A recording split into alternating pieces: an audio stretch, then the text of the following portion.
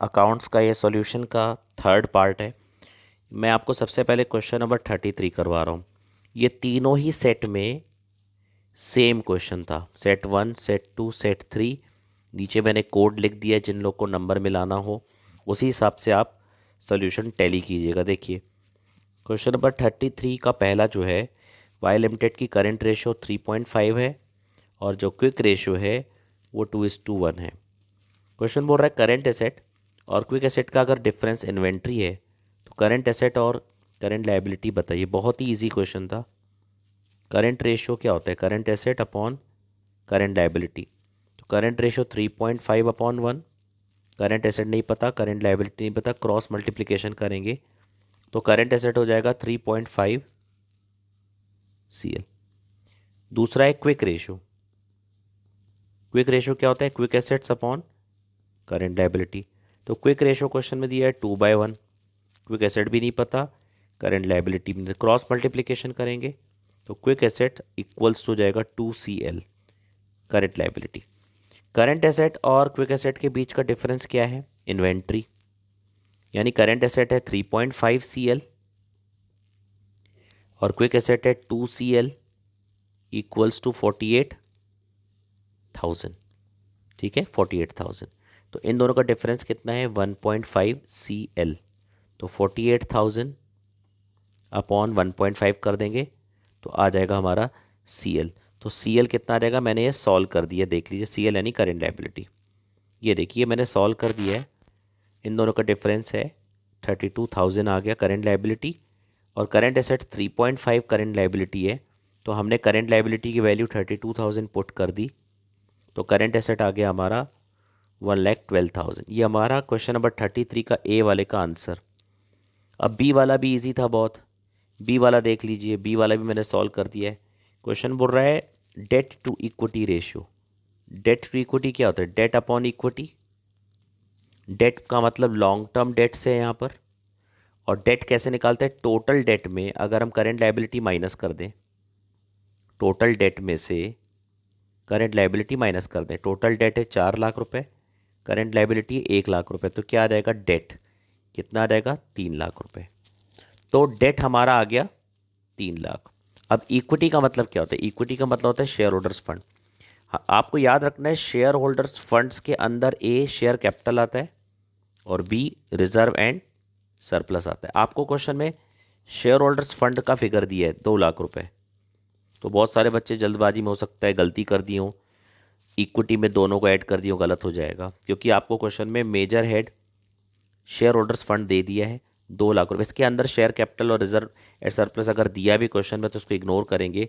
Share holders fund 2,00,000 है, 2,00,000। तो 3,00,000 में 2,00,000 से डिवाइड करेंगे, आ जाएगा 1.5:1। तो इसका आंसर है 1.5:1। क्वेश्चन नंबर 33 का ए और बी दोनों हो गया। ये मैंने नीचे सॉल्व भी कर दिया है, दिखा देता हूँ। ये देखिए डेट टू इक्विटी रेशियो, ये मिला लीजिएगा आप लोग। डेट कैसे निकालेंगे? Total debt minus current liability. Debt आ गया 3,00,000 रुपए। इक्विटी क्या होता है? शेयर होल्डर फंड, जो कि 2,00,000 है। अब ऑप्शन में क्या दिया था? ऑप्शन वाला तो ज़्यादा आसान था, ए और बी करने की जरूरत ही नहीं पड़ेगी आपको। क्वेश्चन बोल रहा है करेंट रेशियो 2:1 है। State giving reasons which of the following transaction would improve, reduce और not change the ratio. Purchase of goods for cash. देखिए गुड्स खरीदेंगे तो स्टॉक बढ़ जाएगा 60,000 रुपये और कैश घट जाएगा 60,000 रुपये। ठीक है, तो करंट एसेट में नो चेंज होगा क्योंकि दोनों ही करंट एसेट का पार्ट है। करंट एसेट में स्टॉक बढ़ जाएगा 60,000 का, लेकिन करंट एसेट में कैश भी आता है, कैश कम हो जाएगा।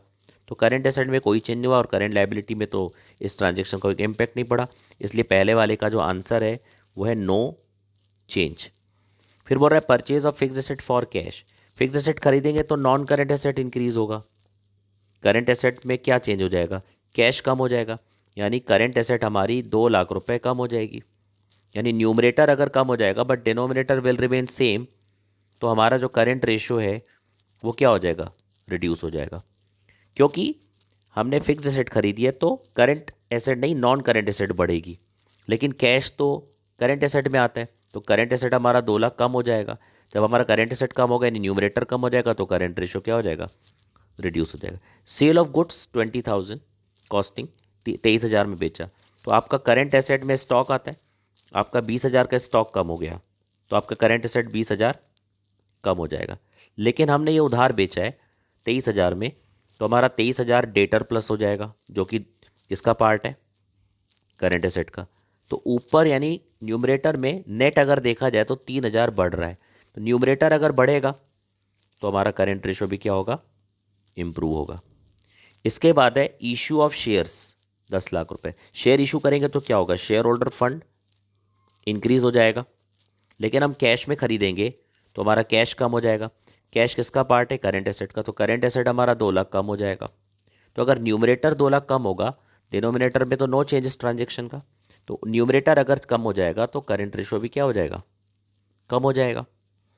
तो ये था क्वेश्चन नंबर 33 का ए बी, और उसके साथ ऑप्शन में जो दिया था ये उसका एक्सप्लेनेशन।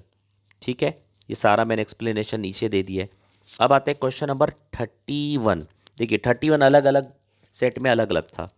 ये वाला जो 31 है ये सेट 1 का है, तो सेट 1 सेट 2 सेट 3 तीनों का मैंने आंसर दिया, मिला लीजिएगा, जल्दबाजी मत कीजिएगा। पेटेंट्स किस में आता है, नॉन करेंट एसेट में, और इसका सब हेड क्या है, fixed asset intangible. Capital work in progress किस में आता है, कैपिटल वर्क इन प्रोग्रेस आता है नॉन करेंट एसेट में और फिक्स्ड एसेट के अंदर आता है। अनपेड डिविडेंड किस में आता है, करेंट लायबिलिटी में और अदर करेंट लायबिलिटी। ये सेट 1 का है, ध्यान रखिएगा, सेट 1 का 31 नंबर। अब सेट 3 का जो 31 है ये मैंने सॉल्व कर दिया, नीचे मिला लीजिएगा आप लोग।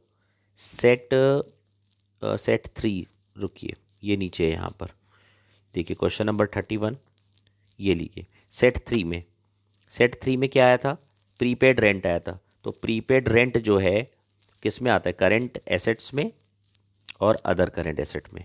मॉर्गेज लोन किस में आता है, नॉन करेंट एसेट में, नॉन करेंट लायबिलिटी में और लॉन्ग टर्म बोरोइंग्स में, सब head. Computer software non current asset में और सब हेड क्या है, फिक्स्ड एसेट इंटेंजिबल। सेट 1 में क्या आया था, कैपिटल वर्क इन प्रोग्रेस किस में आता है, नॉन करेंट एसेट में, और नॉन करेंट एसेट के अंदर किस में, फिक्स्ड एसेट्स में।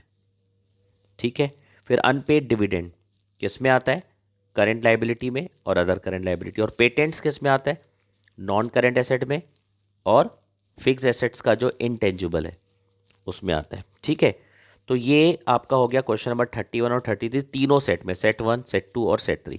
बाकी क्वेश्चन के आंसर मैं जल्दी आपको प्रोवाइड करता हूँ।